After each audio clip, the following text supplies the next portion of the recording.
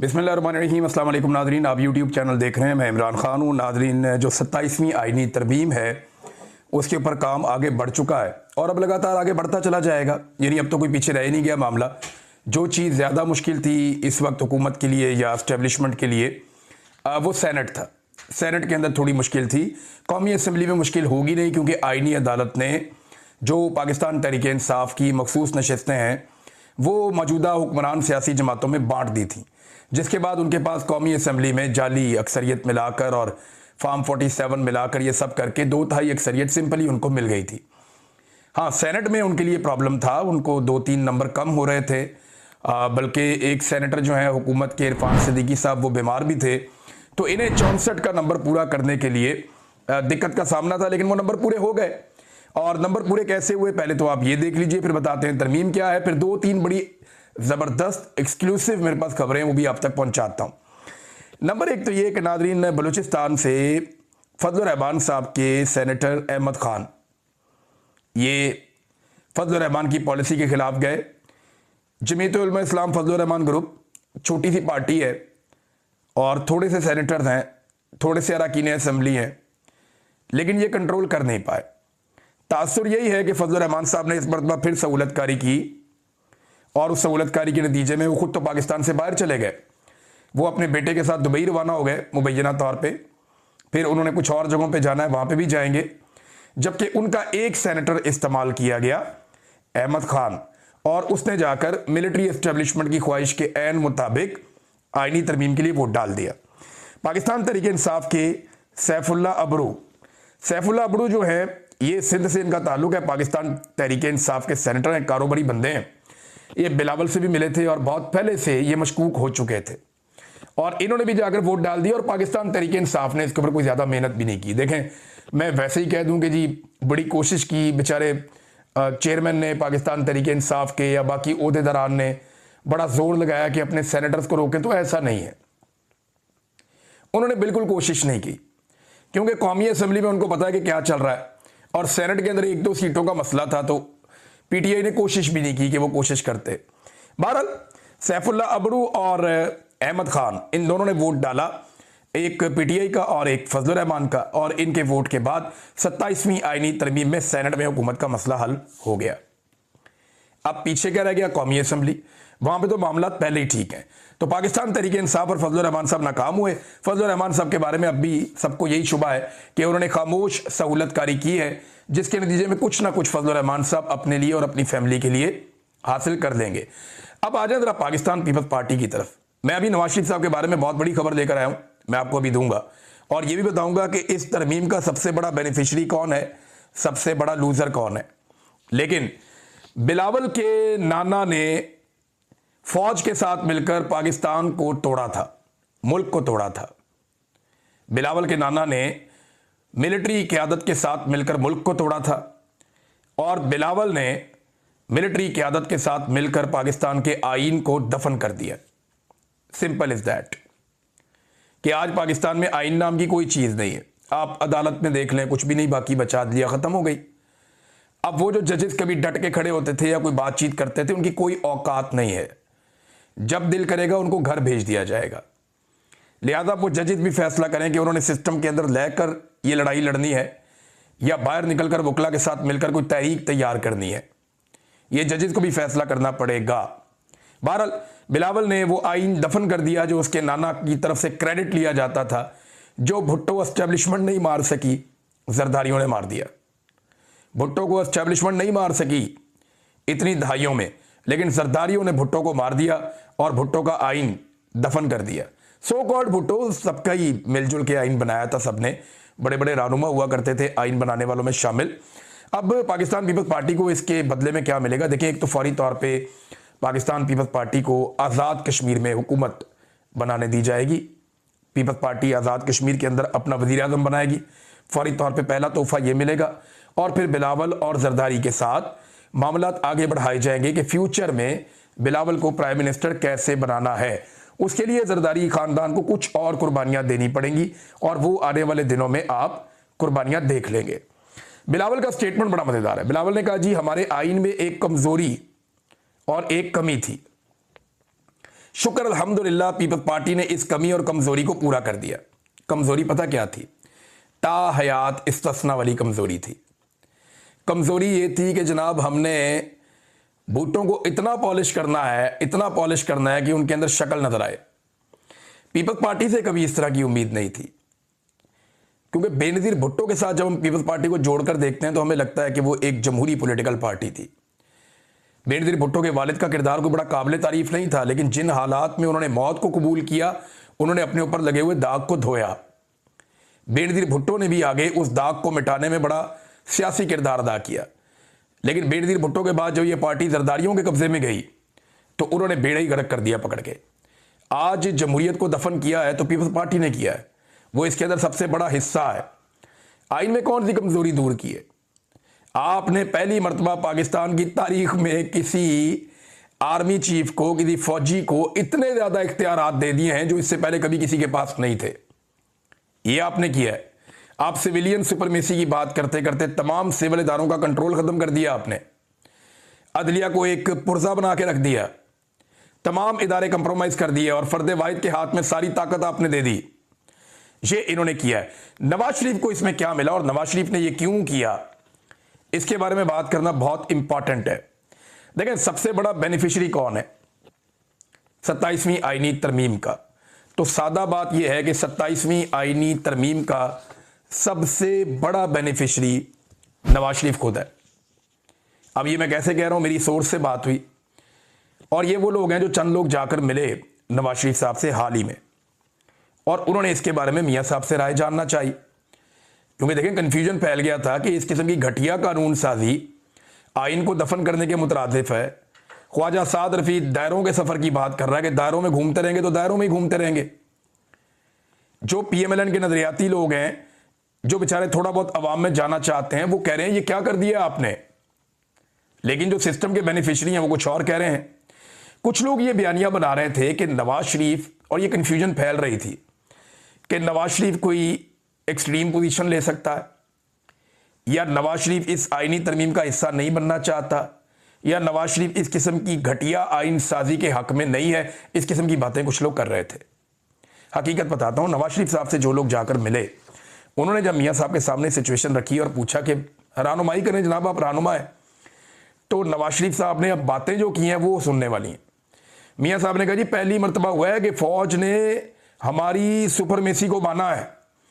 इससे पहले फौज जो है वो अपने डंडे के बलबूते पे सारा कुछ कर लेती थी। इस मरतबा फौज को जो जो कुछ चाहिए वो हमसे मांग रही है और हम उन्हें करके दे रहे हैं। ये मियां साहब की बहादुरी चेक करें। फिर उन्होंने कहा, मियां साहब ने अपने साथियों को, कि हमें इस वक्त फील्ड मार्शल की जरूरत है। जितनी जरूरत फील्ड मार्शल को हमारी है उससे कई ज्यादा हमें इस फील्ड मार्शल की जरूरत है। आप इमेजिन करें कि अगर ये फील्ड मार्शल बीच में से निकल जाए तो क्या कोई दूसरा इस लेवल तक जाएगा? ये नवाज शरीफ ने अपने साथियों से पूछा कि मौजूदा वक्त में हमें इस फील्ड मार्शल की जरूरत है, अगर ये बीच में से निकल जाए, ये ना हो, तो कोई दूसरा जर्नैल इस लेवल तक नहीं जाएगा।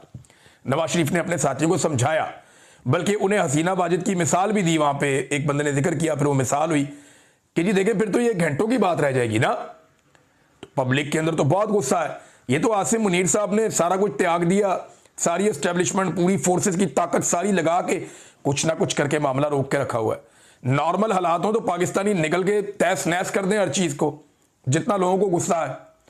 लेकिन जो रियासती जबर और फस्तायत है वो एक रुकावट बनती है, लेकिन वो भी एक लेवल तक बन पाएगी ना। एक हद से जाके आगे तो ये सारी चीजें भी बेमानी हो जाती हैं पब्लिक के लिए। क्योंकि इमरान खान साहब ने तो अब नारा दे दिया, उन्होंने कहा जी आजादी या मौत, या मौत चाहिए या आजादी चाहिए। तो अगर इस नारे के ऊपर अमल दरामद करने के लिए लोग तैयार हो गए, मैं करोड़ों लोगों की बात नहीं कर रहा, लाखों की नहीं कर रहा, चंद हजार लोग भी तैयार हो गए तो मुसीबत बन जाएगी। अच्छा, एक और चीज भी ध्यान में रखिएगा कि ये जो पॉलिटिकल पार्टीज है ना, ये कभी भी अपने ऊपर अपने पैरों पे पानी नहीं पड़ने देते।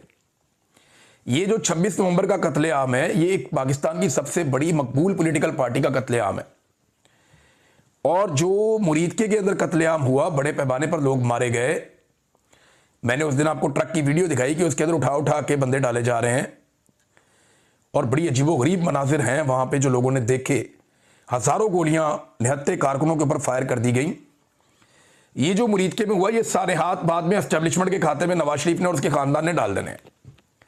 ये बात आसिम मुनीर भी अच्छी तरह जानते हैं, लिहाजा उन्हें चाहिए इस्तिस्ना, और उन्हें इस्तिस्ना मिल गया। लेकिन इस आईनी तरमीम का जो सबसे बड़ा बेनिफिशरी है वो नवाज शरीफ है आज के दिन में, कि अब वो आसिम मुनीर को मजीद इस्तेमाल कर सकता है अपने सियासी मकासद के लिए, कि जनाब हमने आपके लिए ये किया, आप हमारे लिए ये करें, हमारे मुखालिफिन को कुचलें। और इसमें इमरान खान साहब को अपने मुकाबले से हटाना या उनको इररेलेवेंट करना नवाज शरीफ की बहुत पुरानी ख्वाहिश है। वो मुंह से जो मर्जी कहता रहे, लेकिन सब जानते हैं कि नवाज शरीफ साहब के अंदर क्या चल रहा है। तो बेनिफिशरी जो है वो आसिम मुनीर से बड़ा इस सारे मामले का नवाज शरीफ है। और लूजर इसका कौन है? मेरे ख्याल में, जो मेरी राय में, वक्ती तौर पे तो सबको लग रहा है कि आसिम मुनीर ने बहुत गेन कर लिया बतौर फील्ड मार्शल, बतौर आर्मी चीफ। लेकिन मेरे ख्याल में इदारा और आसिम मुनीर साहब इसमें एक हद तक लूजर भी हैं। मैं मिसाल के तौर पे आपके सामने कुछ चीजें रखता हूं। नंबर 1, ये ताहयात ओहदा मिल गया, ताहयात मुराद मिल गई। लेकिन एक चीज हो गई कि फौज की सियासी मुदाखलत और इख्तियारात के हुसूल की इनकी ख्वाहिश, ये बहुत खुलकर सामने आ गई है। ये भी एक प्रॉब्लम है। नंबर 2, इस्तिस्ना मिल गया कि आइन तोड़ें, कानून तोड़ें, कुछ भी करें, इनके ऊपर केस नहीं हो सकता, ये जो मर्जी करें, 2 नंबरी करें, ताहयात इस्तिस्ना, कुछ हो नहीं सकता, कुछ कहा नहीं जाएगा। तो ये एक कमजोरी जाहिर हो गई इस ओहदे पे बैठी हुई शख्सियत की। ये भी इदारे के लिए और शख्सियत के लिए या आसिम मुनीर के लिए अच्छी बात नहीं है। नंबर 3, मुकम्मल कंट्रोल इदारे पर और मुल्क पर आसिम मुनीर के हाथ में आ गया। देखिए, इदारे के लिए ना इस इमेज के चीफ के साथ या इस बोझ को उठा के चलना, ये इतना आसान नहीं होगा, ये मुश्किल होगा। हमेशा एक रिस्क फैक्टर होता है, क्योंकि फौजी दिलेर होता है, नॉर्मली यही कहा जाता है। एक जर्नैल के पास क्या होता है, उसके पास क्या होता है, यानी एक फैमिली के अंदर अगर एक बंदा फौजी है तो लोग समझते हैं कि ये ज्यादा दलेर है, ज्यादा बेहतर है, यार फौजी बंदा है यार, ऐसे लोग कहते हैं। जो बंदा जरा दलेर होता है, बहादुर होता है, कहते हैं फौजी है यार, फौजी बंदा है यार, दलेर आदमी है। तो ये उनके नाम के साथ जुड़ता है, जर्नैलों के नाम के साथ खास तौर पे।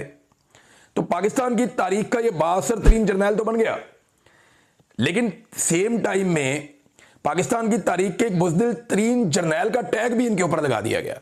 और लगाया ये आईनी तरमीम ने, हमने तो नहीं लगाया। कि यार इन्हें डर लग रहा है कि इनके ऊपर कोई केस ना हो जाए, इन्हें डर लग रहा है कि इन्हें कोई रात जेल में ना गुजारनी पड़े, इन्हें डर लग रहा है कि कोई इन्हें कोई बात पूछ ना सके, कोई इनके ऊपर कोई कार्रवाई ना कर सके।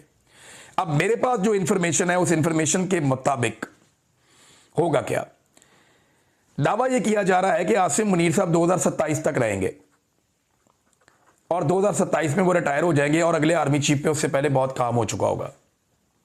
रिटायरमेंट के बाद आसिम मुनीर साहब चले जाएंगे, मुबैना तौर पे जो मेरा सोर्स कह रहा है, ये जाएंगे राहील शरीफ की जगह पे और ये सऊदी अरब में जाके सर्व करेंगे।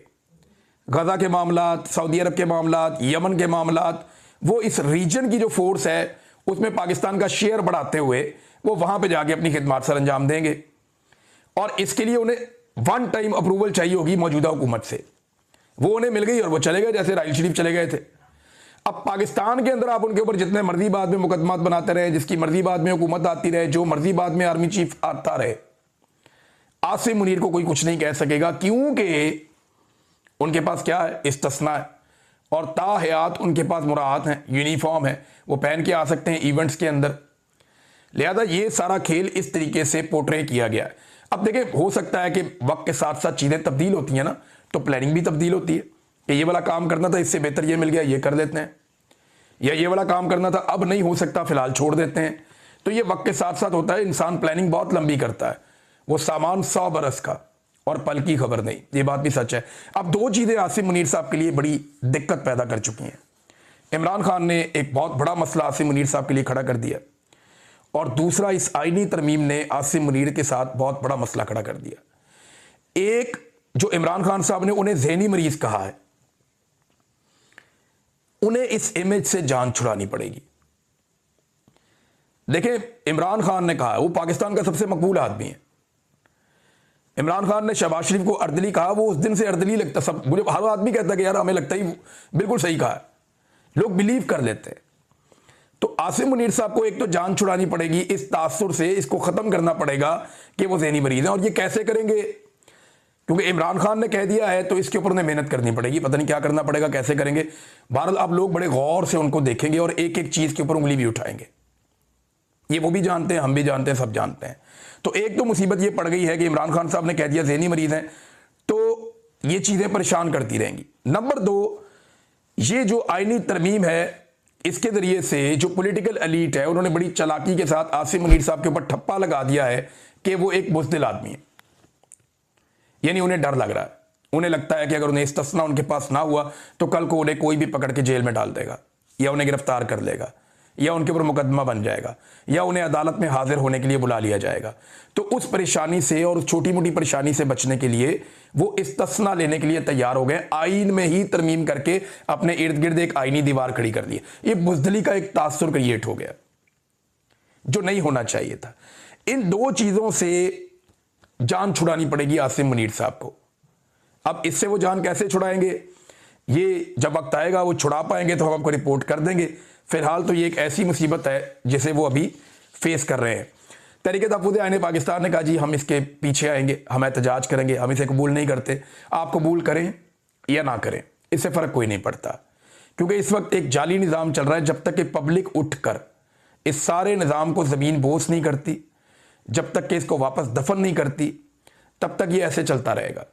और इमरान खान साहब अगर बाहर आ जाते हैं तो फिर तो एक बहुत बड़ी तहरीक चल सकती है ना, बहुत बड़ा मोमेंटम बन सकता है। लेकिन जब तक वो जेल में है तब तक वो नहीं बन रहा मोमेंटम। हाँ, एक उम्मीद है कि अगर सुहेल अफरीदी किसी तरीके से उस रास्ते तक या उस नहज तक कौम को ले जाएं, स्पेशली जो पश्तून अवाम और नौजवान है, उन्हें उस नहज तक ले जाएं जहां से लोग ये सोच लें कि अब उन्होंने कामयाबी के अलावा किसी दूसरे रास्ते पे जाना नहीं है, या फैसला कौन उन्होंने एक एहतजाज करना है, तो शायद सिचुएशन बदल जाए। लेकिन ये खौफ जो है सिस्टम का वो नजर आ रहा है। वसीउद्दौला खान साहब ने इसकी बड़े खूबसूरत अल्फाज में इस तरमीम की तर्जुमानी की है, बड़े सीनियर जर्नलिस्ट हैं। उन्होंने कहा जी कि सबसे ज्यादा ताकतवर ही सबसे कमजोर होता है, और ये कोई फलसफा नहीं है, 8000 साल की तारीखी हकीकत है जिसे झुटलाया नहीं जा सकता।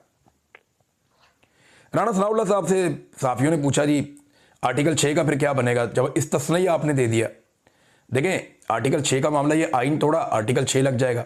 आइन को तोड़ता कौन है? क्या कोई जज तोड़ता है? नहीं। कोई सहाफ़ी तोड़ता है? नहीं। मैं तोड़ता हूं? नहीं। आप तोड़ते हैं? नहीं। आइन को तोड़ते हैं हमेशा डिक्टेटर्स। तो अगर कोई डिक्टेटर या कोई फौजी या कोई जर्नल आइन को तोड़ता है तो उसको डर जो होता है वो आर्टिकल 6 का होता है। अब आसिम मुनीर साहब के ऊपर से वो डर भी खत्म हो गया। फर्ज करें कल आसिम मुनीर साहब आइन को मुअत्तल कर देते हैं या आइन को तोड़ दें, कानून को तोड़ दें, तो अगर आइन कल को बहाल भी होता है तो इस आइन के अंदर लिखा हुआ है कि उनके खिलाफ कोई कानूनी कार्रवाई नहीं हो सकती। लिहाजा ये एक ऐसी सहूलत उन्हें दे दी गई है जिस पे सियासतदान एक दिन पछताएंगे, आज नहीं तो कल, नहीं तो परसों ये सियासतदानों के सामने आएगा। जस्टिस मंसूर अली शाह साहब ने चीफ जस्टिस पाकिस्तान याह्या अफरीदी साहब को एक खत लिखा। मेरे ख्याल में ये सिर्फ और सिर्फ खत इसलिए है कि निशानदेही करना चाहते हैं, चीज़ों को रिकॉर्ड पे रखना चाहते हैं। जस्टिस याह्या अफरीदी ने क्या करना है वो हम सब अच्छी तरह जानते हैं। 8 नवंबर को उन्होंने एक खत लिखा, आज 10 नवंबर है, ये खत सामने आया और इसमें उन्होंने कहा जी कि आईनी अदालत से मुशावरत के बगैर अदलिया से मुताल्लिक आईनी तरमीम नहीं हो सकती। और साथ उन्होंने ये भी लिखा, एक कंट्रोल्ड आईनी अदालत वक्ती सियासी मफादात की तकमील तो कर सकती है, यानी इतना तो कर सकती है, मगर ये जमहूरी रियासत को मुस्तकिल नुकसान पहुंचाएगी। फौरी तौर पे कोई फुल कोर्ट मीटिंग बुलाई जाए या तरजीहन तमाम आईनी अदालतों के जो जज हैं उनका मुश्तरका इजलास बुलाया जाए ताकि मुजव्वज़ा 27वीं आईनी तरमीम के असरात पर गौर करके इदारा जाती रद्द-ए-अमल दिया जाए। ये मंसूर अली शाह साहब ने ख़त लिख दिया नाज़रीन चीफ जस्टिस ऑफ पाकिस्तान को, लेकिन उसका फ़र्क कोई नहीं पड़ेगा, उसका फ़ायदा कोई नहीं है, क्योंकि सिर्फ उन्होंने रिकॉर्ड के ऊपर रखा है। जजों को और वकला को अब फैसला करना पड़ेगा, सहाफ़ियों को भी करना पड़ेगा। अब हर आवाज़ कुचल दी जाएगी। आप ये नवंबर का महीना गुजरने दें, दिसंबर के महीने में आप एक नया और अजीबोगरीब किस्म का पाकिस्तान देखेंगे। उसके अंदर ये चीज़ों को किसी और नहज पे ले जाएंगे। लेकिन मेरा एक बात मानना है, जब भी कभी रात बहुत अंधेरी होती है ना, तो वो ऐलान कर रही होती है कि बस सुबह होने वाली है।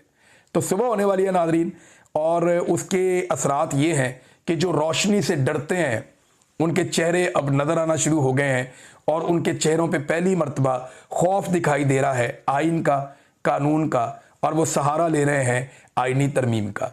अब तक के लिए इतना ही। अपना ख्याल रखिएगा, अपने इस चैनल का भी। अल्लाह हाफ़िज़।